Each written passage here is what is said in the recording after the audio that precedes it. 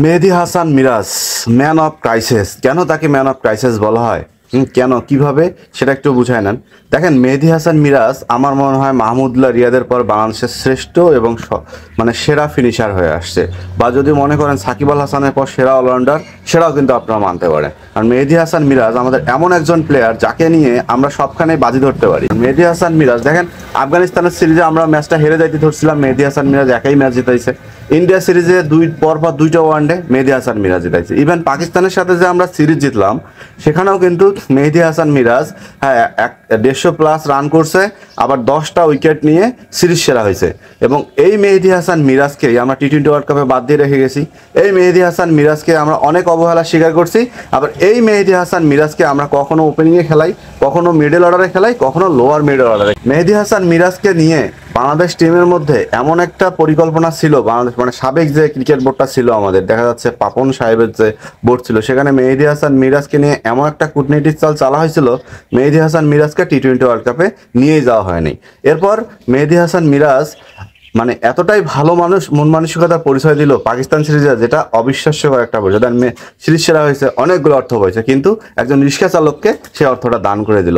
So এই মিরাজকেই কিন্তু আমাদের চাওয়া, এই মিরাজকেই কিন্তু আমরা পাওয়া। মিরাজ দেখেন, একটা লো কোয়ালিটি থেকে উঠে আসছে না, সবাই জানি মিরাজের ফ্যামিলি ব্যাকগ্রাউন্ড কেমন, মিরাজ কিভাবে খেলে আসছে।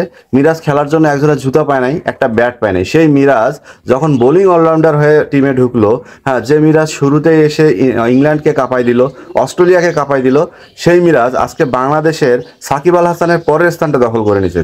ওয়ানডে টেস্ট র্যাঙ্কিংয়ে মিরাজ কিন্তু ভাই 7 নম্বরে উঠে আসছে। ওয়ানডে র্যাঙ্কিংয়ে মিরাজ 5 নম্বরে উঠে আসছে। টি-20তেও মিরাজ ভালো করতো যদি মিরাজকে সুযোগ দেওয়া হয়তো। কিন্তু ওই যে কথায় আছে না, যে কপাল খারাপ হলে যা হয়, বা দেখা যাচ্ছে কপাল ভালো কিন্তু আপনার আশপাশের লোকজন খারাপ, মিরাজের বেলাও তাই ঘটছে। আচ্ছা, মিরাজ যে টি-20তে খারাপ, এটা কি আপনি মানেন? আমি মানবো?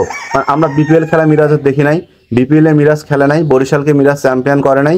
মিরাজকে ওপেনিংয়ে নামাইছে বরিশাল, সেখানে রান করছে। মিরাজকে 2 ডাউনে নামাইছে, মানে মিডল অর্ডারে নামাইছে, মিরাজ রান করছে। মিরাজকে ওপেনিংয়ে বোলিং লাগাইছে, মিরাজ উইকেট নিছে। মিরাজ শেষের দিকে বল করছে, মিরাজ রান ব্রেক করছে। তাহলে এইরকম একটা অলরাউন্ডারকে কিভাবে আমরা টি-20তে রাখবো না, সেটা আমাকে একটু বলেন।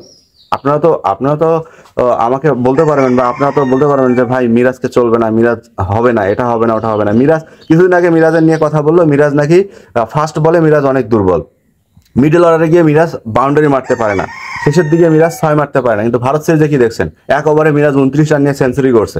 হ্যাঁ, পাকিস্তানের যে পেসাররা আছে, বিশ্বের সেরা 10টা পেসার যদি, মানে 10টা টিমের পেসারকে যদি একখানে করেন, পাকিস্তানের যে পেসারগুলো মানে টেস্টে খেলছে, সেই পাকিস্তানের পেসারগুলোকে তো আপনাদের নিতে হবে ভাই। কারণ পাকিস্তান হচ্ছে পেসের জন্মদাতা।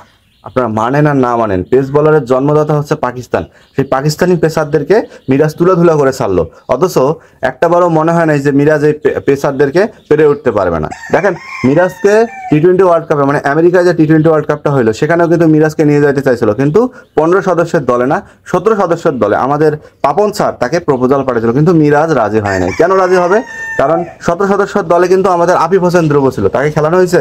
হয় নাই, তাকে ব্রেঞ্চে বসায় রাখা হয়েছে। কিন্তু সে কোনো মানে দলের সাথে ছিল, কিন্তু সে প্র্যাকটিসও করতে পারে না। মিরাজ কিন্তু ওই আফিফের মতো ওই দলের সাথে থাকার যে একটা সুযোগ, সেটা কিন্তু মিরাজ নেয় নাই। মিরাজ কি করছে, সেটাকে নাকচ করে দিয়ে নিজেই নিজের ফিটনেস নিয়ে কাজ করছে, নিজের দুর্বলতা নিয়ে কাজ করছে, যার সফলতা আজকে এই মিরাজ, যাকে আমরা ক্রাইসিস, ম্যান অফ ক্রাইসিস বলতেছি, বা বাংলাদেশের ক্রাইসিস মোমেন্টে যে দাঁড়ায় যায়। হ্যাঁ, আগে যেমন আমাদের মাহমুদুল্লাহ রিয়াদ ভাই ছিল, সবসময় সাইলেন্টভাবে কাজ করতো, মিরাজও ঠিক তেমন।